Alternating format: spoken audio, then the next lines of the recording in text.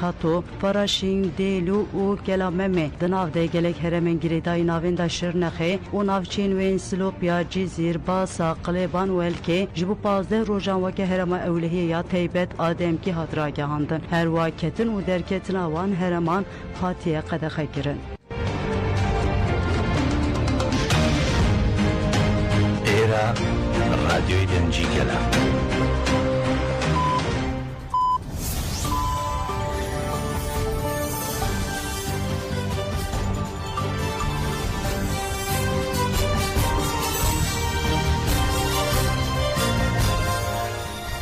کاتتان باش بیسەرانی هێژان لا ناوەندی هەواڵەکانی رادیۆ دەنگیگەل با یارمەتیا و کارانم گەشتی هەواڵەکانی ئەمڕۆ 14 تشرینی یەکەمی 2024 تان پێشکەش دەکەین.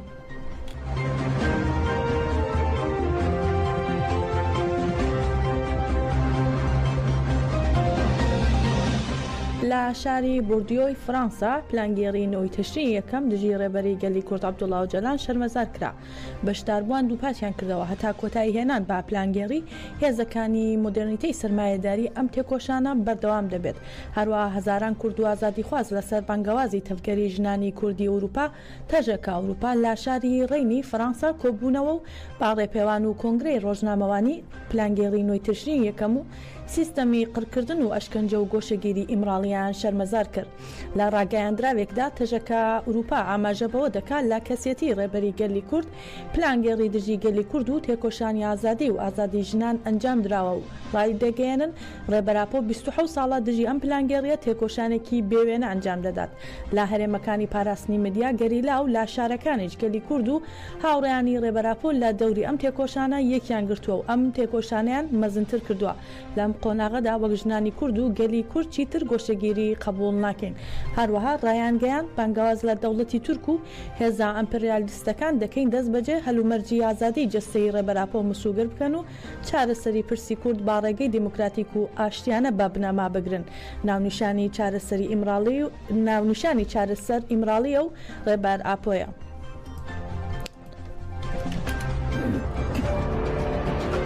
فکری ڕێبەر ئاپۆ فکرە مرۆڤاهی گشتیە و ji بووی مرۆڤاهیە گشتیە گەرەک دەکێ مرۆڤاهی لە ڕێبەر ئاپۆ خودی دەرکەوە. ئازادیە فیزیکی یا ڕێبەر ئاپۆ ئەرکێکی ئەخلاقیە یا مرۆڤاهیە گشتیە.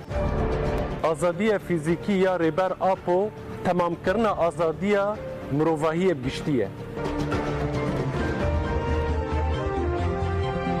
لا ناوچەی لافیگان و شاری مونپۆلیای باشووری فرانسا لالایەن دەستەی ژنۆلۆژیەوە چالاکی ناساندنی خرا ئەندامانی تۆڕی ژنۆلۆژی لەسەر بناغی ژنۆلۆژی کا با پێشنیاری ڕێبەری گەلی کورد لالایەن تەفگەری ژنانی ئازادی کوردەوە بەڕێوە دەبرێت پێشەکیەکیان خستەڕوو کە لەسەر گۆڕانی زیهنیەتی پیاوانە و ئازادی ژنانە لە چوارچێوەی تیۆری و پراکتیکەوە ڕەهەندە جیهانیەکانی هەڵمەتی ئازادی بۆ بەڕێز و جەلان چارەسەری سیاسی بۆ پرسی کورد لەسەری وتووێش کرا و لا شاری مونپۆلیە بە بەشداری کۆمونەکانی ژنان دەربارەی خەباتی ژنۆلۆژی کۆبوونەوە ئەنجام درا و لا کۆبوونەوەکاندا دەربارەی ژنۆلۆژی و ڕێکخستنی ژنان هەڵسەنگاندنی بەرفراوان کرا پاشان لەسەر ڕەوشی ژنان لە ئەوروپا و ڕەگەزپەرستی و تێکۆشان شیکاری هاوبەش پێشکەش کرا.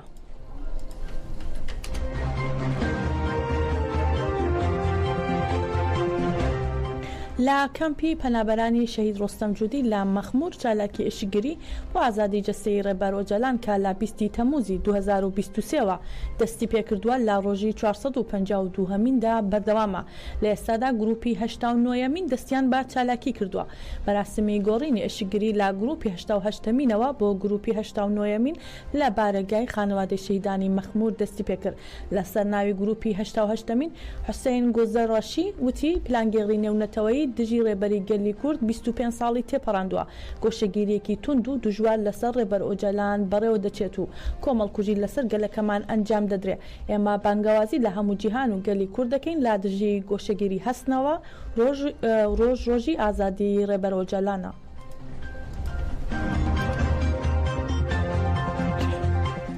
با گوێرەی ڕاگەاندراوی ناوەندی ڕاگەاندنی ئەنجومەنی سەربازی منبەج دەوڵەتی تورکی داگیرکەر و چەتەکانی ماڵی کەسانی مەدەنی لە گوندی ئەلموحسنلی لە باکووری ڕۆژاوای کانتۆنی منبەجیان کردووەتە ئامانج.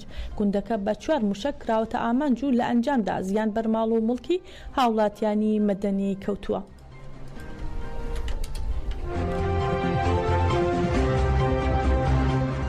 با دەستپێشخەری تەفگەری گەنجانی شۆڕژگێڕی سووریا لە کۆبانی فستیڤاڵی شەهید باوەڕ ئاگر لە دووەم ڕۆژیدا کۆتایی پێهات. لە چالاکیەکەدا ماوە تۆڵە هەڵدان بەڕێوبەری تەفگەری گەنجانی شۆڕژگێڕی هەرێمی باکوور و ڕەشەڵاتی سووریا ئاماژەی بەوە کرد وەک گەنجان مکۆڕن لەسەر خواستی ئازادی ڕێبەری گەلی کورد و خاوەنداریکردن لە شەهیدان. هەروەها دایکی شەهید ئامارە وتی شەهید باوەڕ با تێکۆشانەکانی وڵامی دوژمنی دایەوە و لە فستیڤالەکەدا بەڵگە فیلمێک لەسەر ژیان و تێکۆشانی شەهید باوەڕ نمایش کرا و هەروەها گروپا هونەریەکانی ڕەقا جوودی گۆڤەندی دایکانی کۆبانی و گەنجانی شۆڕژگێڕ کارا هونەرەکانی خۆیان پێشکەش کرد.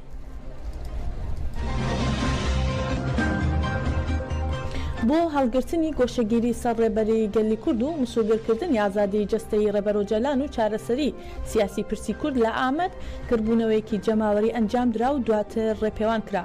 جەماوەری ئامەد پاش کردبوونەوەکە با دروشمی بژی سەرۆکاپۆ و بێ سەرۆک ژیان نابێ و بمرێ خیانەت و بژی کوردستان ڕێپێوانیان ئەنجامدا. پۆلیس با گازی فرمێسڕژ هێرشی کردە سەر جەماوەر و پارلەمانتارانی دەم پارتی و سەرۆکی نووسینگەی یاسایی ئامەد و ئەندامانی لقی ئامەدی کۆمەڵی مافناسان بۆ ئازادی ئۆهەدا لە نێو جەماوەردا بوون.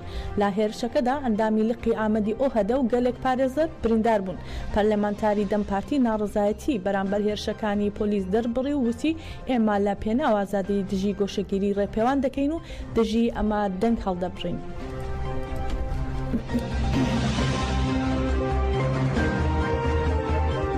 هاوسەرۆکی گشتی دەم پارتی تۆنجار باقرخان لا گربوونەوەکەی ئازادی لە ئاماد وتی ناڕزایەتی دەربڕی و بەرامبەر قەدەغەکردنی گربوونەوەکە ناڕزایەتی دەربڕی وتی ناونیشانی ئاشتی کۆمەڵایەتی ئیمراڵیە.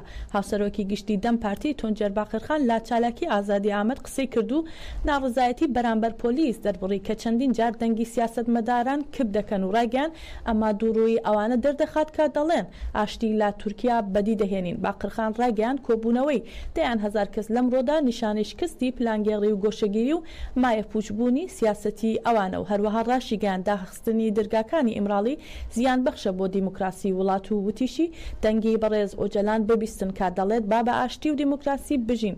بەڕێز ئۆجەلان هیوای ئاشتیە بۆ گەلی کورد ناتوانن بەڕێز ئۆجەلان لە گۆشەگیریدا بهێڵنەوە. ناونیشانی ئاشتی کۆمەڵایەتی ئیمراڵیە ناونیشانێکی تری پارلەمانە دەرگاکانی ئیمراڵی بکەنەوە.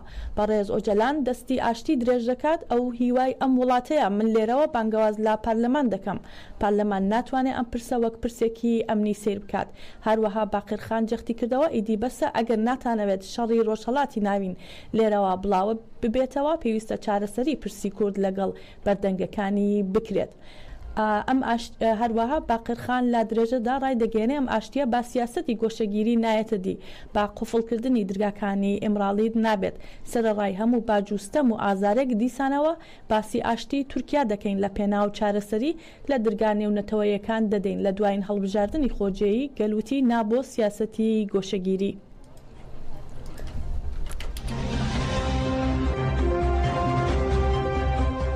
پارێزگاری شەرناخ قەدەغەی هاتوچووی لە حەو ناوچەی هەرێمەکە ڕاگەیاند کە چیاکانی بەستا و جوودی و گاباریش لەخۆ دەگرێت.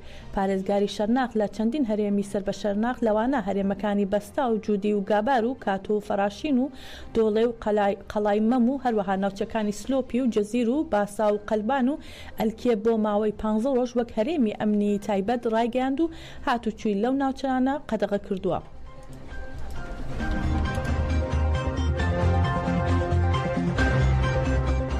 علی ئۆرەماری کاندیدی پەرلەمانی هەرێمی کوردستان لەسەر لیستیگەنەکە لە بازنەی دهۆک باس لە گرنگی بەشداریکردنی هاوڵاتیانی هەرێمی کوردستان و بە تایبەت ناوچەکانی دهۆک و بادینان دەکات. هاوکات بانگەوازی دەکات لا پێناوشکاندنی داگیرکاری و خیانەتدا بەشداری لە هەڵبژاردن بکەن.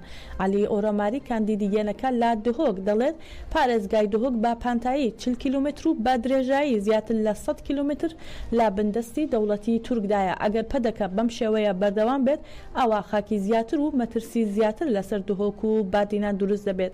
بۆیە بەشداریکردن لە هەڵبژاردندا بۆ پارێزگای دهۆک زۆر گرنگە تا کۆتایی بەو دەسەڵات و ئەقڵیەتە بهێنین کە دەکەوێتە پێش داگیرکەرانەوە.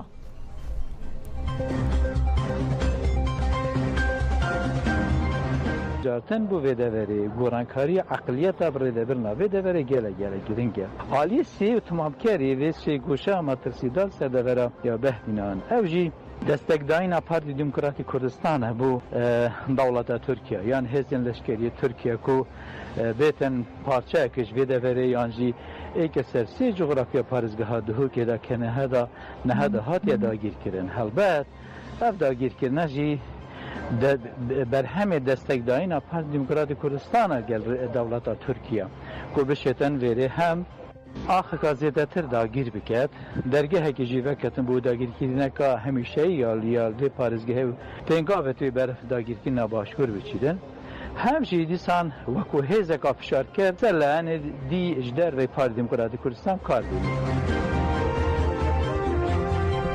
پەدەکە ئەڵلقەیەکی دیکەی لەسەر زنجیرەی خیانەت و هاوکاری لەگەڵ دەوڵەتی داگیرکەری تورک زیاد کردووە بە پێی ئەو دیمەنانەی کە دەستی ئاژانسی ڕۆژنووس کەوتووە بەرپرسی یاسایشی پەدەکە لە ناوچەی بلەی سەربادەڤەری بارزان بۆ شوێنکەوتنی ڕێگاکانی گەریلا بە نەهێنی کامێرای چاودێری دادەنێت. شایانی باسە بەهۆی چالاکیە کاریگەریەکانی گەریلاکانی ئازادی کوردستان کا ڕێگە نادەن فڕۆکە پێفڕۆکەوانەکانی دەوڵەتی داگیرکەری تورک لە ئاسمانی کوردستاندا بمێننەوە و سیخوڕی بکەن. هێزی ئاسمانی دەوڵەتی تورک لاواز بووە.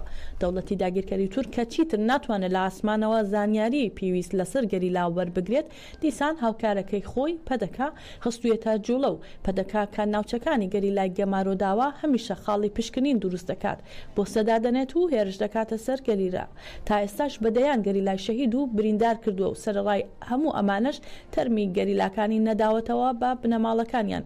ئێستاش بەدانانی بۆسە و کامیرا لە ناوچەکانی گەریلا سیخوڕی دەکات.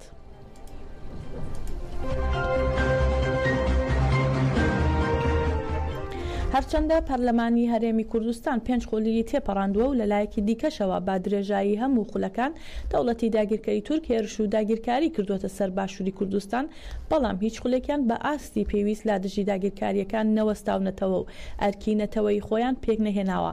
هەرچی دەربارەی خولی شەشەمی پەرلەمانە لە ئێستاوە هاوڵاتیان داوا دەکەن لا دژی داگیرکاریەکان بوەستێتەوە. لەو چوارچێوەشدا هاوڵاتیانی شاری سلێمانی دەڵێن پێویستە گەل دەنگ بدات گەر ڕێژەی دەنگدا کەم بێت قوارەی هەرێمی کوردستان دەکەوێتە مەترسیەوە. حکوومەت نەیتوانیوە لە دژی داگیرکاری بوەستێتەوە بۆیە دەبێت گەل هەڵویستی ببێت.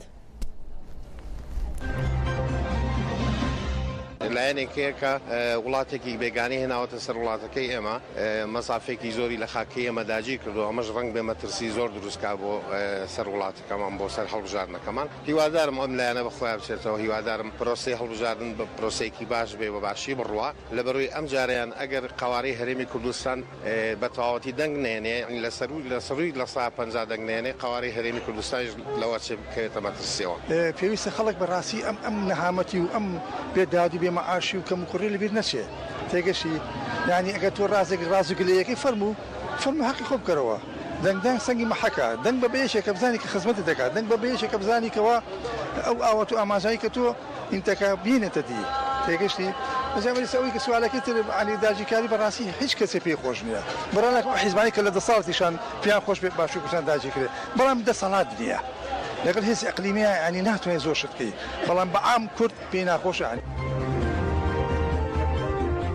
دادگای ئێران بڕیاریدا با کەمکردنەوەی ماوەی زیندانیکردن بۆ دوژنە ڕۆژنامەنووسی ئێران کە ڕۆڵێکی گرنگیان بینیوە لە ڕووماڵکردنی ناڕزایەتیەکان لە سەروەختی شۆڕشی ژنجیان ئازادیدا. ڕژیمی ئێران با تۆمەتی هاوکاری لەگەڵ ئەمریکا ساڵی ڕابردوو سزای 13 ساڵ زیندانی بەسەر نیلوفەر حامدی و 12 ساڵ زیندانی بەسەر ئیلاها محەممەدی دوژنە ڕۆژنامەنووسی ئێرانیدا سەپاند. ئامڕۆ دادگای تێهەڵچوونەوەی ئێران تۆمەتەکەی لەسەریان هەڵگرت و سزاکانی کەم کردەوە. کردەوە. ئەسغەر جەهانگیری وتەبێژی دەسەڵاتی دادوەری ئێران لا کۆنگرێکی ڕۆژنامەوانیدا ڕایگەاند سزای زیندانی بۆ هەریەک لا دوو ڕۆژنامەوانەکە کەم کراوەتەوە بۆ 5 ساڵ. وتەبێژی دەسەڵاتی دادوەری ڕژیمی ئێران هەروە ڕاشیگەیاند ئەوان لا تۆمەتی هاوکاریکردن لەگەڵ ئەمریکا لە دادگای تێڵچوونەوە بێتاوان دەرچوون.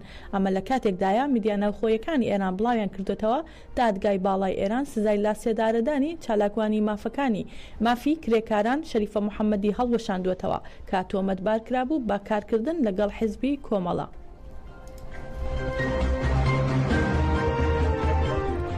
سیامەند حەسەنپور کۆڵبەری خەڵکی شاری سەردەش پاش چەند ڕۆژ لە نەخۆشخانەیەک لاورمێ گیانی لەدەستداوە. ناوبراو هەفتەی ڕابردوو لە ڕاوەدونانی هێزەکانی ئەمنی لا بەرزایەکانی سنووری قەندیل بەهۆی کەوتنە خوارەوە لە شاخ تووشی زەبری مێشک بوو.